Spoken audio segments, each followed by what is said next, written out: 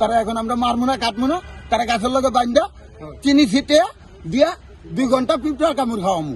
আমাদেরই এক লাখের ভাই বেড়াদার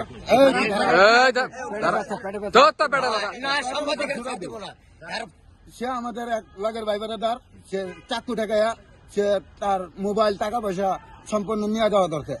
তা আমরা সহযোগিতা করে তার মোবাইলটা টাকা পয়সাটা উদ্ধার করে দেখি। তার সঙ্গে একটা চাকু পাওয়া গেছে এবং কি সে রাস্তায় ঘুরা ঘুরা ছিনতাই করে। সে মানুষকে বলে কি যে আমি কর্ম করি, কিন্তু সে না, কর্ম করে না।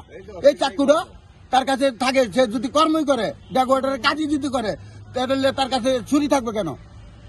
আমার কাছে প্রশ্ন এইটাই। সে ড্যাগওয়াটারের কাজ করে মানলাম, সে কাছে এই ছুরি থাকবে কেন? ড্যাগওয়াটারের কর্ম যেটা, সে প্লেট দিব, গ্লাস টানবো, খাইবো, তার কাছে তো ছুরি থাকবে না। সে এই নাম বেচে মনে করেন কি এখন জায়গায় জায়গায় চিন্তাই করে, যার তার কাছ থেকে মাইরা মুইরা টাকা পয়সা নিয়ে আনে, গয়টা খায়া ই করে।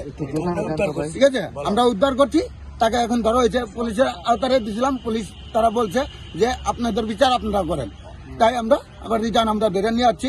তারা এখন আমরা মারবো না কাটবো না, তারা গাছের লগে বাইন্দা চিনি ছিটে দিয়া 2 ঘন্টা পিঁপড়ার কামড় খাওয়ামু।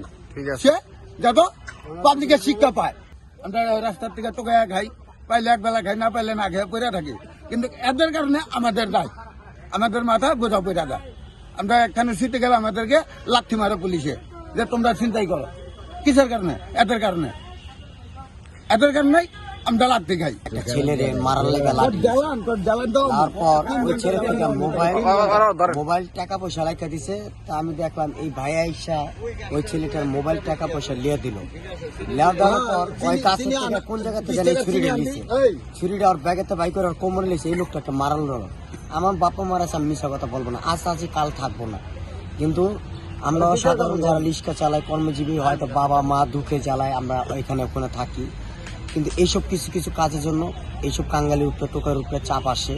তা আমরা মনে করি এদেশের প্রত্যেকটা সমাজের মানুষের কাছে, ভাই বোনদের কাছে, যেন আমাদের মতন এতিম পোলাপাইনদের কাছে এরকম আঘাত, এরকম মিথ্যা অভিযান জাঙ্গ আঙ্গ কপালে না আসে। এটাই আপনাদের কাছে, সাংবাদিকদের কাছে, প্রশাসনের কাছে, আমাদের কাছে দাবি।